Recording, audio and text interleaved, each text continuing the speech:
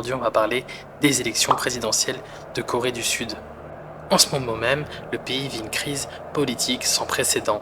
Le président en place, Yoon Suk-yeol, a été destitué, le Parlement l'a mis en accusation et la Cour constitutionnelle a confirmé sa déchéance. Résultat, élection présidentielle anticipée et le pays est divisé comme jamais.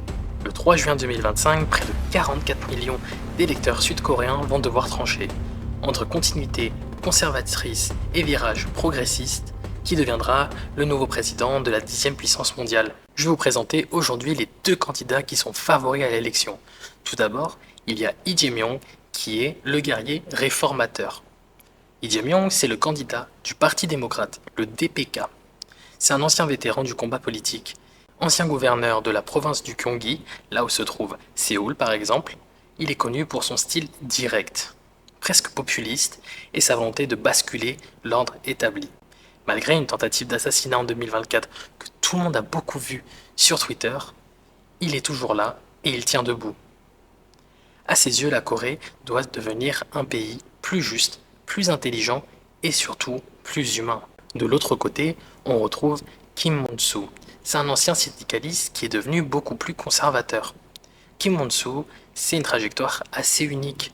Il est ancien activiste ouvrier dans les années 80 et maintenant il est devenu une figure emblématique du camp conservateur. Sa promesse, c'est de redonner du souffle à l'économie, maintenir l'ordre et surtout protéger la Corée du Sud de la menace de la Corée du Nord. Il est beaucoup moins charismatique que Lee Jae-myung, mais il est très structuré et surtout Kim Mon-soo mise sur une approche classique, rationnelle et sécuritaire. Parlons désormais des programmes politiques. On va parler de Lee Jae-myung, de ses forces et de ses faiblesses du programme. Lee Jae-myung, il cache pas du tout ses ambitions et il veut faire de la Corée une puissance technologique et surtout posséder un modèle social inédit. Premier point, c'est de renforcer et d'investir massivement sur l'IA et les technologies. Il souhaite mettre en place un fonds national d'investissement piloté par l'État sur les IA, les technologies, et de concurrencer les grosses nations comme l'Amérique et la Chine. Il souhaite mettre aussi un revenu universel de base. Tout d'abord, il serait à 250 000 won par an. Ça représente 170 €, ce qui est très peu, et il souhaite l'augmenter à 1 million par an dans le futur. Pourquoi cette décision? C'est surtout pour répondre à l'automatisation des technologies, tout ce qui est dans les usines, et surtout au vieillissement de la population. Aussi, il souhaite mettre en place la semaine de 4 jours. Pour l'instant, ce serait sur 4,5 jours et ensuite augmenter à 4. Cela permettrait de réduire le stress au travail, d'augmenter la natalité et de réduire toutes les inégalités dans le travail. Un autre point important de son programme, c'est de rendre l'université publique gratuite. Il souhaite avoir l'égalité des chances sur les études, un peu comme ce qu'on a en France. Et finalement, ce qu'il souhaite mettre en place aussi, c'est une réforme constitutionnelle pour encadrer la loi martiale. Comme vous le savez, l'ancien président Yoon Suk-yeol a mis la loi martiale pendant quelques heures avant de se faire renverser. C'est un très gros point car les Coréens sont un peu attachés maintenant à cette réforme de ne plus avoir de loi martiale. Quels sont un peu les problèmes de ce programme? Tout d'abord, ça a vraiment un coût énorme d'après les experts. Avoir l'université gratuite, rendre les services publics gratuits, proposer un revenu universel de base et aussi investir massivement sur l'IA, tout ça c'est pas gratuit et beaucoup d'experts se demandent comment est-ce qu'il va trouver l'argent. Aussi, tout ce qu'il propose, ça dépend de la technologie qui va être développée. S'il n'y a rien du tout qui sort depuis cet investissement avec l'IA, toute l'économie va s'effondrer. Il est aussi dans un procès car il a fait des fausses déclarations électorales, ce qui fragilise un peu son image. Dernier point, c'est sa posture sur la géopolitique entre l'Asie et les États-Unis. Il veut se mettre un peu du côté de la Chine, mais aussi un peu des États-Unis, tout en se rapprochant de la Corée du Nord, ce qui pose un peu une ambiguïté. Maintenant, parlons du programme de Kim Mon-soo. Il a un peu une approche conservatrice, et pour lui, ça joue un peu sur le pragmatisme, la stabilité et aussi la relance par l'entreprise. Qu'est-ce que je veux dire par là? C'est tout d'abord de réduire les impôts, notamment pour la classe moyenne et pour les auto-entrepreneurs. Il souhaite aussi supprimer les impôts sur l'héritage, surtout pour les grands groupes comme LG, Samsung, etc. Il souhaite relancer l'économie, notamment avec la facilité de création d'entreprises, alléger les contraintes sur les PME et les startups. Un des plus gros points de son programme, c'est l'énergie nucléaire. Il souhaite que le nucléaire soit l'énergie de demain. Il veut réduire les coûts de l'électricité, mais aussi s'armer militairement avec le nucléaire. Maintenant, quels sont réellement les points faibles de ce programme? Tout d'abord, c'est surtout sur l'impôt.